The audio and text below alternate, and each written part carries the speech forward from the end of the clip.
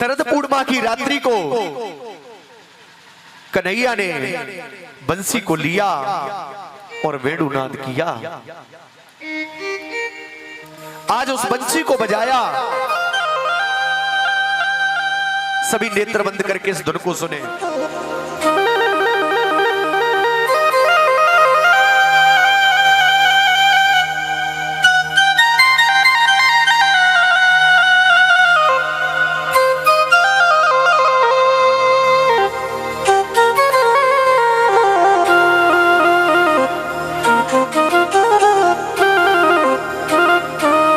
आज इस प्रकार से उस बंसी को कन्हैया ने बजाया और जैसे इस बंसी की धुन उन गोपियों ने सुनी वो समझ गई। इस बंसी से उन गोपियों को ऐसा लगा कि मानो कन्हैया मुझे मेरे नाम से मुझे पुकार रहे हो। आज एक सखी दूसरी सखी से कहने लगी, अरे सुन, क्या तुझे भी ऐसा लगा कि तुझे आज कन्हैया तेरे नाम से पुकार रहे हैं? वो कहने लगी, हाँ, आज मुझे कन्हैया ने पुकारा है। वो कह रही कि हाँ, मुझे भी पुकारा है। एक गोपी और आई। इस प्रकार से वह सारी गोपियां एकत्रित हो गई। कहने लगी, अरे सुनो, मुझे कन्हैया ने मुझे बुलाया है। मैं आपको क्या बताऊं। परीक्षित से कहते हैं, सुखदेव, वह दृश्य की उस लीला के दर्शन करो कि जो सखी जिस हालत में थी उसी हालत में उस बंसी की धुन को सुनकर उसने वहीं पर विराम देकर और भाग खड़ी हुई। कोई आटा गूंद रही है तो हाथ सने हुए हैं, कोई साड़ी पहन रही है तो बची साड़ी ऐसे ही डाला और चल दी। कोई गाय को दूह रही है तो उसने वहीं पर छोड़ा और भाग खड़ी हुई। जो सखी जिस हालत में थी वह वैसे ही भाग खड़ी हुई। एक सखी सुरमा लगा रही तो उसे ज्ञात ही नहीं। बंसी की धुन को सुनकर उसने सुरमा आंखों की जगह अपने ओठों पर लगा लिया और लिपस्टिक को आंखों में लगा लिया। एक कवि कहते हैं कि किसी के ओठ पर सुरमा लिपस्टिक आंखन में। वो हालत उन गोपियों की हो गई उस बंसी को सुनकर कि वह अपने आप की भी नहीं रही। श्याम कैसी बजाई बसुरिया रे, श्याम कैसी बजाई बसुरिया रे, श्याम कैसी बजाई। आज वह हालत हो गई उन गोपियों की। बिंदी कहीं लगानी थी कहीं लगा ली, सुरमा कहीं लगाना था कहीं लग गया, क्योंकि उनको सुध बुध न रही। और बंसी की आवाज को सुनकर वह दौड़ के भाग खड़ी हुई और कहां पहुंच गई? जहां पर कृष्ण है, उस निधि वन में पहुंच गई। मेरी विनती अगर हो सके तो इस लीला के नेत्र बंद करके दर्शन करें। आज कन्हैया के समक्ष वह जब गोपियां पहुंची तो कन्हैया कहने लगे, अहो महाभाग, आओ आओ तुम्हारा स्वागत है। आओ गोपियां, तुम्हारा स्वागत है। आज कन्हैया ने उनका स्वागत भी किया और स्वागत के साथ साथ कहने लगी कन्हैया, अरे हाँ, सुनो सुनो सुनो, तुम्हारे घर पर सब लोग इंतजार भी तो कर रहे होंगे ना। जाओ, तुम यहां से लौट जाओ। एक तरफ कह रहे, अरे अरे ठहरो ठहरो। यानी कि वहां का जो दृश्य था, सुखदेव जी परीक्षित से कह रहे कि वहां पर तो ऐसे ही लग रहा था कि मानो कि वहां पर सब एक दूसरे के मुंह में रमण हो गए। उस वन में चंद्रमा अपनी चांदनी ऐसे उस वन में बिखेर रखी है। वहां पर जो पुष्प हैं उनमें भंवरे इस प्रकार से किलहोरे कर रहे हैं। वहां पर लताएं पताएं इस प्रकार से झूम रही हैं। वहां पर मंद मंद गति से पवन चल रही है। इस प्रकार से वहां का सुहाना मौसम था।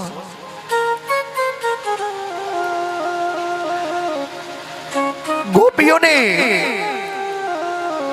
आज उस दृश्य को देखकर कन्हैया ने मुझसे कह रहा है कन्हैया कि तुम लौट जाओ। ठीक है मैं लौट के जा रही हूं, लेकिन मुझे इतना तो बता दे ये जो इस वन को सजाया है तो किसके लिए, किसके लिए कन्हैया? कन्हैया कह रहे देखो तुम जाओ यहां से। एक होता है ना कि क्रोध भी कर रहे हैं, कन्हैया के मुख से क्रोध भी नहीं आ रहा है, कह भी नहीं पा रहे कि तुम यहां से लौटो। आज गोपिया कह रही है अरे लाला, अरे कन्हैया, हे प्राणनाथ रहने दो ना। अगर तुमसे लौटाया भी नहीं जा रहा है तो क्यों कह रहे हो कि लौट जाओ? कन्हैया कहते हैं कि देखो जो भी हो ये अर्ध रात्रि है, रात्रि का समय है। सब लोग अपने अपने घर में तुम्हारी प्रतीक्षा कर रहे होंगे। मैं आपको बता दूं वहां पर सिर्फ गोपियां नहीं, वहां पर स्त्रियां भी थी। कन्हैया कहते हैं तुम्हारे पति तुम्हारे घर पर इंतजार कर रहे होंगे, तुम शीघ्र अपने घर पर लौट कर जाओ। रात्रि को एक स्त्री का बाहर निकलना, वन में आना शोभा नहीं देता है, इसलिए तुम यहां से लौट कर चली जाओ। वह गोपियां कन्हैया की नेत्रों की तरफ देख रही है। कह रहा है कि मैं लौट जाऊं। एक गोपी कहने की लगी कन्हैया ठीक है मैं लौट कर जाती हूं, लेकिन मेरा एक प्रश्न है उसका तुझे उत्तर देना होगा। कन्हैया कह रहे कि कहो कहो क्या प्रश्न है? तो एक गोपी उनमें से कहने लगी कन्हैया एक स्त्री थी जो अपने पति से इतना प्रेम करती थी, इतना प्रेम करती थी कि उनके बिना भोजन तक नहीं खाती थी। जब तक उनको देख नहीं लेती थी वह भोजन तक नहीं ग्रहण करती थी। एक बार उसके पति को इमरजेंसी कहीं बाहर जाना था तो वह स्त्री अपने पति से कहती है कि तुम बाहर जाओगे, मैं भोजन नहीं करूंगी। उसके पति ने कहा अरे मैं बाहर जा रहा हूं, आपका हृदय मेरे पास है, लेकिन मुझे जाना पड़ेगा। ये तस्वीर है, इस तस्वीर को सामने रख लेना। जब भी आप भोजन करो इस तस्वीर को निहार लेना और भोजन ग्रहण कर लेना। वह गोपी कन्हैया से कहती है कन्हैया वह ऐसा ही किया करती थी कि उसकी तस्वीर को सामने रखे वह भोजन करती थी कि एक बार ऐसी बात हुई कि तस्वीर सामने रखी और भोजन करने जा रही थी कि उसी समय उसका पति वापस आ गया। भोजन कर रही है, सामने तस्वीर रखी हुई है कि इधर से उसका पति आ गया। अब कन्हैया मुझे सिर्फ इतना बता दे कि उस स्त्री को जो भोजन कर रही थी उसको तस्वीर में ही देख के भोजन करना चाहिए, क्या इधर से उसका जो पति आया है उस पति को देखकर भोजन करना चाहिए? कन्हैया कहने लगी इतना छोटा सा प्रश्न, अरे जब साक्षात उसके पति आ गए तो अपने पति को देखकर भोजन करना चाहिए ना, उस तस्वीर को क्यों? तो आज गोपियां कहने लगी कन्हैया अब तू ही बता कि तेरी तस्वीर को निहार कर मैं घर में बैठूं या तू मुझे साक्षात यहाँ पर मिल गया कि मैं तेरे दर्शन करूं और तू कहता है कि मैं घर लौट जाऊं। कन्हैया निश्शब्द हो गए। कन्हैया के पास कोई जवाब नहीं बचा, कोई शब्द नहीं बचे कि इन गोपियों से मैं क्या कहूं। आज कन्हैया अपने कोमल हृदय से कहने लगी कहो गोपियां कहो तुम्हें क्या चाहिए, मैं क्या करूं जिससे तुम्हें प्रसन्नता हो, कहो। तो उनमें से गोपियां कहने लगी, हे लाला, हे कन्हैया, मुझे कुछ और नहीं चाहिए, बस इतना कर दो कि मेरे हृदय में जो धधकती आग है, अपनी बंसी की तान से, अपनी लीला से उस धधकती आग को शांत कर दो, मुझे कुछ और नहीं चाहिए। आज उन गोपियों के साथ में भगवान कन्हैया ने छड़ भी नहीं लगाया और उनसे कहा कि ठीक है। एक बार कन्हैया ने फिर कहा कि देखो गोपियां, मेरी बात मानो और तुम अपने घर वापस लौट जाओ। लेकिन गोपियों ने इनकार कर दिया। गोपियों ने कहा कि ठीक है, इतना बताने के बाद भी अगर तू कहता है कि मैं घर वापस चली जाऊं तो एक काम कर दे कन्हैया। वह गोपियां कहने लगी, अगर तू इतना सुनने के बाद भी तू चाहता है ना कि मैं घर वापस चली जाऊं तो एक काम कर दे, तू तो भगवान है ना, अरे अपनी शक्ति के माध्यम से मुझे मेरे घर तक छोड़ दे, क्योंकि शरीर में इतना बल नहीं रहा, इतनी ताकत नहीं रही कि मैं अपने पैरों से चलकर अपने घर तक जा सकूं। आज कन्हैया चुप हैं, कन्हैया देख रहे हैं कितना प्रेम, इतना प्रेम। आज कन्हैया ने तुरंत हाथों को पकड़कर उन गोपियों के साथ में और लीला करना प्रारंभ कर दिया। हाथ पकड़ा, हाथ पकड़ के पास में लेकर और उनके साथ लीला करने लगे। आज देखिए, जितनी गोपियां उतने ही कृष्ण बन गए, क्योंकि कन्हैया ने ये कहा कि ये संसार है, यहाँ पर भांति भांति के लोग हैं, कोई किसी दृष्टि से देखता है, कोई किसी दृष्टि से देखता है, ब्रह्मा भी देख रहे हैं, महादेव भी देख रहे हैं। तो आज उस दृष्टि को खत्म करने के लिए कन्हैया ने उतने ही रूप बना दिए जितनी गोपियां हैं, और गोपियां भी कभी कभी कृष्ण दिख रही हैं और कृष्ण कभी कभी गोपियां दिख रहे हैं, और इस प्रकार से आलिंगन करने लगे कि मानो सब एक हो। यहाँ पर आत्मा और परमात्मा का मिलन कैसे होता है, देखिए। मेरी विनती है, सब अपने अपने स्थान पर खड़े हो जाएं, सब अपने अपने स्थान पर खड़े हो जाएं। मैं ये नहीं कहूंगा कि आप नृत्य करना, आप ये करना, वो करना, लेकिन हाँ, इतना जरूर भाव रख लेना कि मेरे साथ मेरा कृष्ण है, वो आज रास महाराज का आनंद लें। रास रचो है नेत्र बंद करके बिल्कुल कन्हैया के उसमें, यमुना किनारे पे रास रचो है, रास रचो है, रास रचो है, यमुना किनारे रास रचो है, ओ रास रचो है, रास रचो है, यमुना किनारे पे रास रचो है। अपने अपने स्थान पे झूमिए, हाथ करके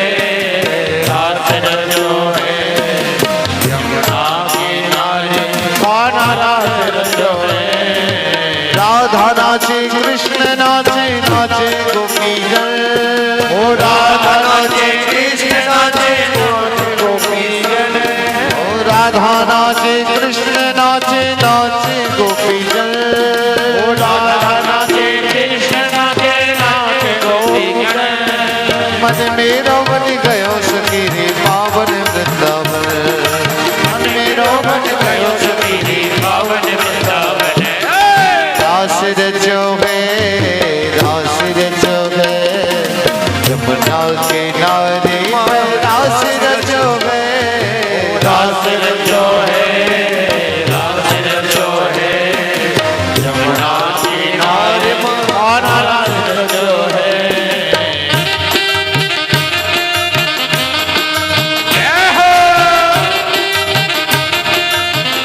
रास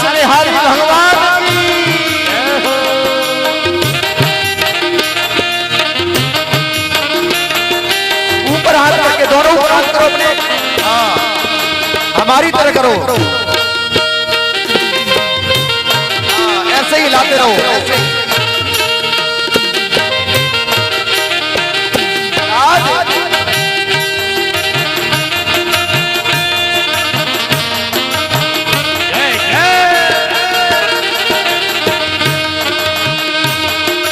ब्रह्मा नाचे शंकर नाचे नाचे नंदीगण। ओ ब्रह्मा नाचे शंकर नाचे नाचे नंदीगण। ओ ब्रह्मा नाचे शंकर नाचे नाचे नंदीगण।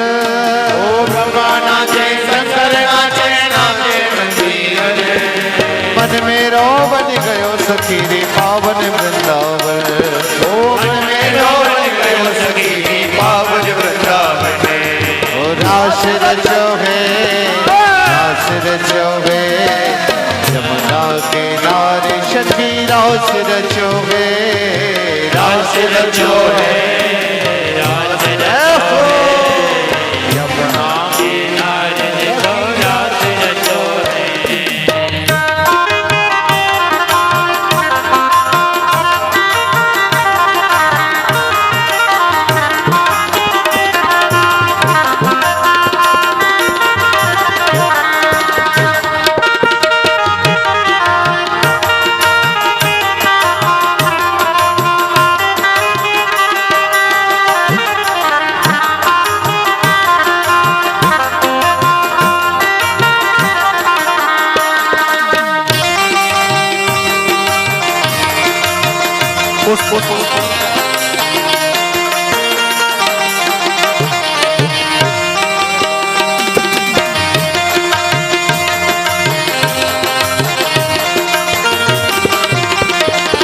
और लोग सुनिए, नाच रचाओ भाई।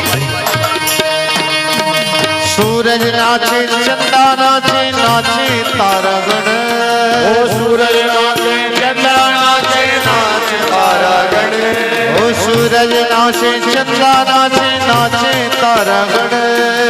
सूरज नाचे चंदा नाचे नाचे तारागण।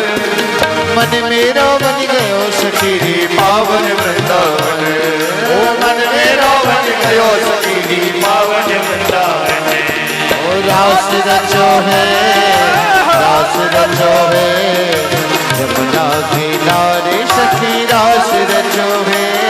ओ रास रचो है, रास रचो है, यमुना के नारे तो रास रचो है।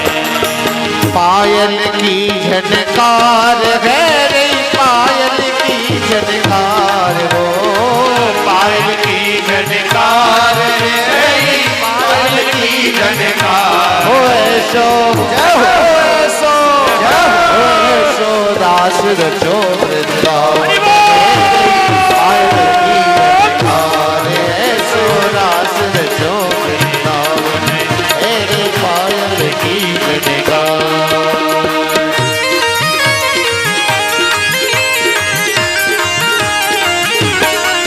पैरों को बदलते रहिए, पैरों को ही बदलते रहिए, इतना ही करते रहो आप लोग।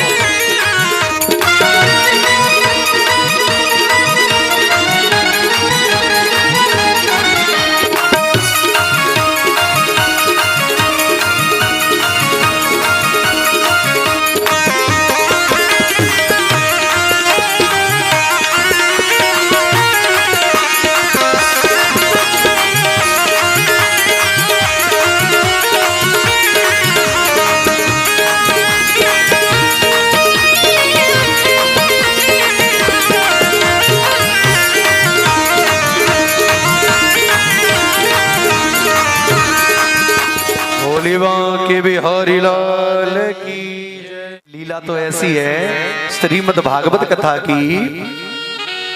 सुखदेव जी परीक्षण से कहते हैं राजन, इसमें अपना चित्त भंग मत कर देना।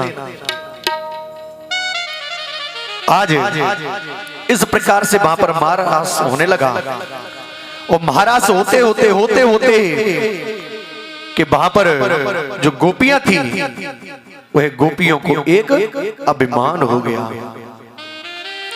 उन गोपियों को अभिमान हो गया, अरे मैंने तो परम ब्रह्म को प्राप्त कर लिया है। ईश्वर को मैंने प्राप्त कर लिया है, उनके अंदर ये एक अभिमान आ गया, उत्पन्न हो गया। रास रचाते रचाते और जैसे ऐसा अभिमान आया,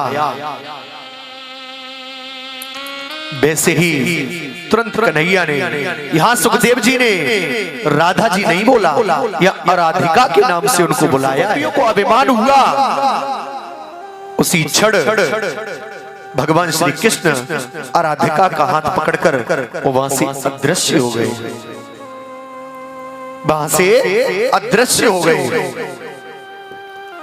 अब वह गोपियां हर जगह देखने लगी, अरे अभी तो कृष्ण यहां पर थे, अभी तो मेरे साथ रास रचा रहे थे, महारास कर रहे थे, एकदम कहां चले गए। और जब उन्हें कृष्ण दिखाई नहीं दिए तो सब वह गोपियां रुदन करने लगी, रोने लगी कि हे प्राणनाथ, ये क्या कर दिया, अभी तो कितना आनंद आ रहा था तुम्हारे साथ, और एकदम तुम कहां चले गए हो, अब तो मुझसे रहा ही नहीं जाता। ये प्राणनाथ, कहीं भी हो शीघ्र लौट कर आओ। वह गोपियां लताओं पताओं से पूछने लगी, वृक्षों से पूछने लगी, अरे क्या तुमने कृष्ण को देखा है क्या, अरे तुमने कृष्ण को जाते हुए देखा है क्या। आज वह इस प्रकार से तड़फने लगी। वह जो सखियां थी, जो गोपियां थी, यहां पर भगवान श्री कृष्ण को याद करके एकत्रित होकर एक जगह स्थान पर बैठ गई। एक स्थान पर बैठकर वह कन्हैया को पुकारने लगी, हे कन्हैया, तुम जहां कहीं भी हो शीघ्र आ जाओ, मुझे तो ऐसा लगता है कहीं मेरे प्राण न निकल जाएं। और वह गोपियां एक गीत गाने लगी, उसका गीत नाम, उस गीत का नाम है गोपी गीत। और वह गोपियां क्या कहती हैं, जयति तेधिका जयमना ब्रजः सयते जरा सस्वरत्रहि सहित दृश्यता दीक्षितावता वैत्रता शव वाम विचिन्वते शरददासे साधुरातस सरसिजोदर श्रीमुखादृशा शूररत्नाथ ते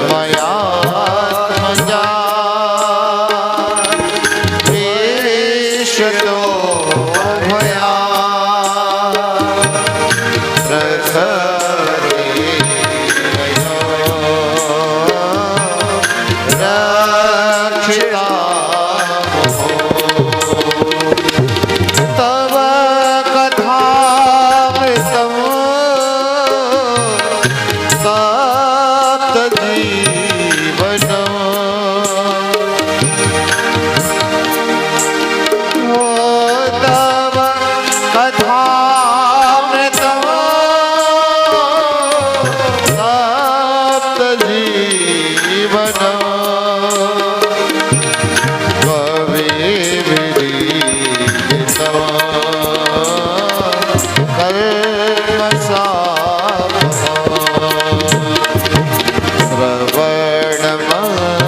मंगलम श्रीमदाततम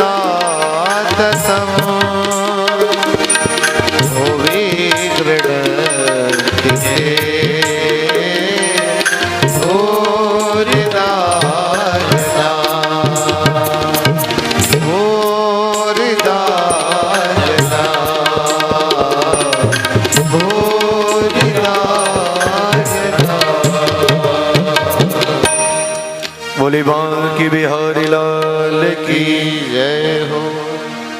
आज वह जितनी गोपियां थी गीत को गाने लगी, इस गीत का गायन करने लगी, कहने लगी है कन्हैया अब मैं तुम्हारे बिना जी नहीं पाऊंगी, शीघ्र अतिशीघ्र लौट कर आओ।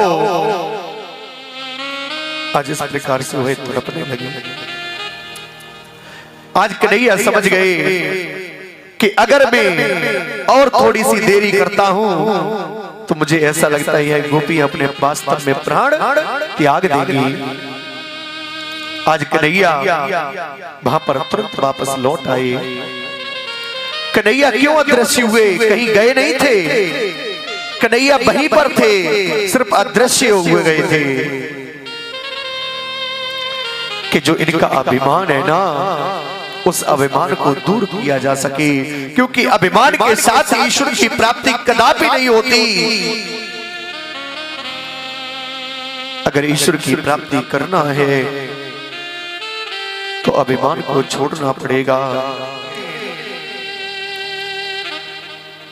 कन्हैया को प्रसन्न करके उनको बुलाया और जैसे कन्हैया वहां पर आए तुरंत एक सखी ने चुन्नी बिछा दी, कन्हैया को वहां पर लिटाकर उनके पैरों को दबाने लगी। है नाथ अब मुझे कभी छोड़कर मत जाना। आज वही गोपियां इस प्रकार से उनकी सेवा करने लगी। कोई सर को दबा रही है, अरे कन्हैया मेरे थक गए होंगे, तो कोई पैर को दबा रही है। एक सखी कहने लगी कन्हैया अभी समय बचा हुआ है, अभी रात्रि है, अगर मेरे ऊपर कृपा करते हो तो थोड़ा महारास और हो जाए। आज वहां पर उस गोपी को बात को सुनकर वो कन्हैया वहां पर खड़े हो गए। इधर जैसे तैयार हुए महाराज के लिए उसी समय वहां पर काम और उनकी पत्नी वहां प्रकट हो गई। रति और कामदेव वहां पर प्रकट हो गए। कन्हैया की दृष्टि गई, कन्हैया ने कही कामदेव यहां तुम्हारा कुछ नहीं होने वाला। कामदेव कह रहे हैं कि मैंने तो इतना सारा कुछ कर दिया, गोपियों को खींचकर तुम्हारे पास तक में ले आया। तो कृष्ण जी कहने लगे कि अब तेरा कुछ नहीं हो सकता। कन्हैया कहने लगे कि अब मेरे ऊपर तेरा कोई बस नहीं चलेगा। कामदेव कहने लगे कि ठीक है देख लेते हैं। आज कन्हैया और कामदेव में एक शर्त लग गई। वह शर्त क्या लगी कि जो जीतेगा वह बाप होगा और जो हारेगा वह बेटा बनेगा। आज इस प्रकार से वहां पर शर्त लग गई। जो कृष्ण भगवान के पुत्र थे प्रद्युम्न, वह साक्षात कामदेव ही थे। इस प्रकार से उनमें शर्त लग गई। और इधर इस दृश्य को देखकर समस्त देवियां वहां पर पहुंच गई कि अरे मैं पहुंच नहीं पाई थी लेकिन फिर मुझे अवसर मिल रहा है तो मुझे पहुंचना चाहिए। समस्त देवियां वहां पर हो गई। उस रास की धुन को सुनकर जितने संत महात्मा जितने देवता थे सबकी जो साधना में सब लग्न थे, उस साधना को उस धुन ने भंग कर दिया। इधर कैलाश पर्वत पर महादेव साधना में बैठे थे, इनकी साधना को भी भंग कर दिया। और जैसे भंग हुई इनके नेत्र खुले, और नेत्र खुले तो क्या देखा, आज नेत्र खुले तो उन्होंने देखा कि सामने माता पार्वती श्रृंगार कर रही, तैयार हो रही, और तैयार होकर वहां से जाने के लिए उसी महाराज में तैयार थी। तो भोले बाबा कहने लगे, कहां जा रही हो देवी? उन्होंने कहा, अरे आज तो समस्त देवियां वहां पर वो उपस्थित हैं कि नहीं, आज महाराज कर रहे हैं, मैं वहीं पर जा रही हूं। भोले बाबा कहने लगे, अरे सुनो, मुझे भी ले चलो। आज महाराज के लिए भोले बाबा भी कहने लगे कि आगे आगे चले सखी जी। आज माता पार्वती चलनी, अरे आगे आगे चले सती जी, वो पीछे भोला भंडारी, ओ महाराज देखन का जे बन बैठे नर से नारी। आज महादेव भी वहां पर पहुंचे, और महादेव वहां पर पहुंचकर जैसे अंदर घुसने का, प्रवेश करने का प्रयास किया, तो वहां पर जो गोपियां द्वारपाल पर खड़ी थी महाराज की जात पर, उन्होंने रोक दिया कि ठहरो। तो जैसे रोका, आज भोले बाबा ने नेत्र बंद करके अंदर ध्यान होकर कन्हैया से कहा कि अरे अब मैं कैसे आऊं अंदर? तो कन्हैया ने कहा कि गोपी बनना पड़ेगा। आज भोले ने साड़ी पहन ली और महाराज में प्रवेश पाया। और देखिए, एक दिना भोले भंडारी ब्रज की नारी, वृंदावन आ गई रे, वृंदावन आ गई रे। ओ एक दिना भोले भंडारी बनकर के ब्रज नारी, वृंदावन आ गए, ब्रज में आ गए। देखिए एक छोटी सी बात है, मेरी विनती है, वैसे अभी तक जितनी कथाएं हुई ये उनके लिए अवसर है, ये माताओं के लिए नहीं, ये इनके लिए नहीं है। मेरी बात का बुरा मत माने, ये इनके लिए नहीं, ये भोले बाबा का समय है। यहाँ पर भोले बाबा स्त्री बनकर उस महाराज का आनंद ले रहे थे। अभी आप लोग जब खड़े थे ना, तो मैंने इशारा भी नहीं किया कि आ जाओ, क्योंकि अब आपका समय आया है। अब आप खड़े होकर ओ भगवान कि उसके रूप के दर्शन करके आप झूम सकते हैं। और क्या एक दिना भोले भंडारी बन के ब्रज की नारी, वृंदावन आ गई रे, रास में आ गई रे। सोच रहे हो बना के हारी आ गई रे, रास में आ गई रे। पार्वती जी मना के हारी, नाम ने बनवारी। ऐसे ना मानने वाले से लग रहा। भाई साहब खड़े हो जाइए, आप खड़े होइए, खड़े होइए। हाँ, अरे आज भोले का रूप है भैया, भोले पहुंचे हैं वहां पर।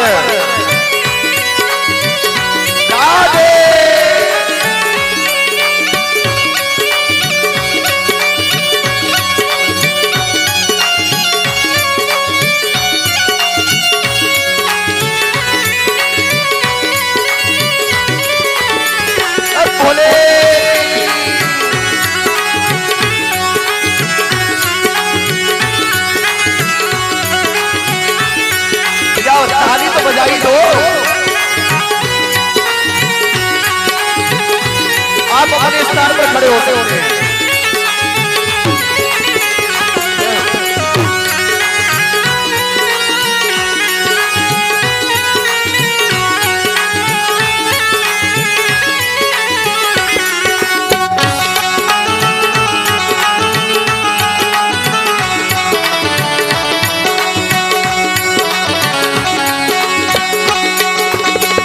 पार्वती से बोले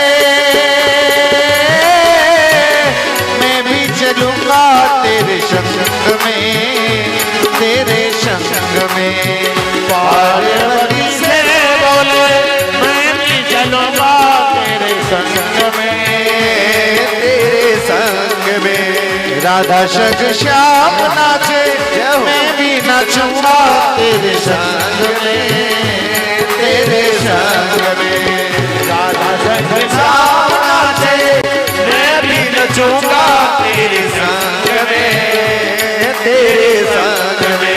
राश रचेगा ब्रज में भारी, हमें दिखाओ प्यारे वृंदावन आ गए हैं, राश में आ गए हैं। ओ एक दिन भोले भंडारी बन के ब्रज की नारी वृंदावन आ गए हैं, वृंदावन आ गए हैं।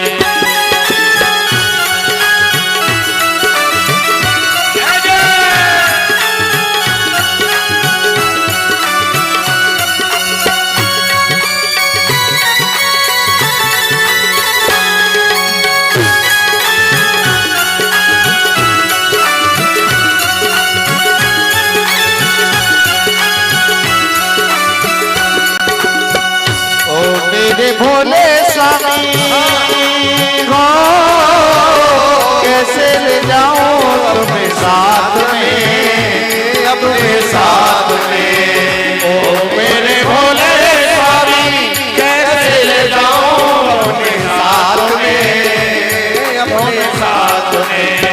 मोहन के सिवा वहाँ कोई पुरुष न जावे उस रास में, उस रास में। मोहन के सिवा दूजा पुरुष न जाए वहाँ रास में, वहाँ रास में। खुशी करेगी ब्रज की नारी, मानो बात हमारी, वृंदावन आ गए हैं, रास में आ गए हैं। ओ एक दिन भोले भंडारी बन के ब्रज की नारी वृंदावन आ गए, रास में आ गए हैं।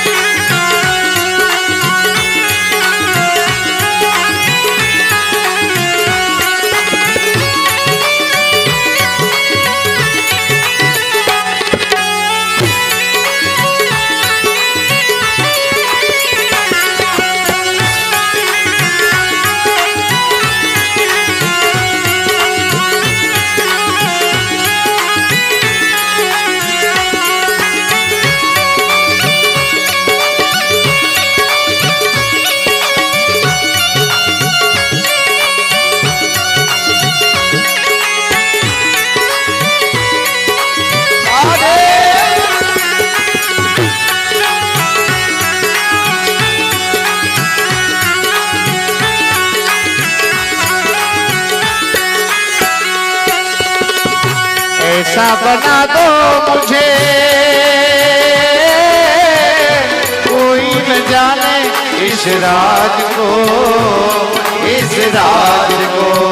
ऐसा बना दो मुझे कोई न जाने इस राज को, इस राज को। मैं हूँ सहेली तेरी ऐसा बताना ब्रजराज को, ब्रजराज को। मैं हूँ सहेली तेरी ऐसा बताना ब्रजराज को, ब्रजराज को। लगा के जूड़ा पहन के साड़ी, चांद चले मतवारी, वृंदावन आ गए हैं, वृंदावन आ गए हैं। ओ एक दिन भोले भंडारी बन के ब्रज की नारी वृंदावन आ गए हैं, आ गए हैं। बिहारी लाल की जय। इस प्रकार से महाराज का प्रसंग सुखदेव जी महाराज ने परीक्षित जी को सुनाया। आज का तो ऐसा दिन हो गए कि पूरी भागवत का एक तरीके से सार, अगर इसमें आपकी परीक्षा पूर्ण हो गई, आप सफलता पा लिए, तो सब कथा फिर आपके समझ में आ जाएगी।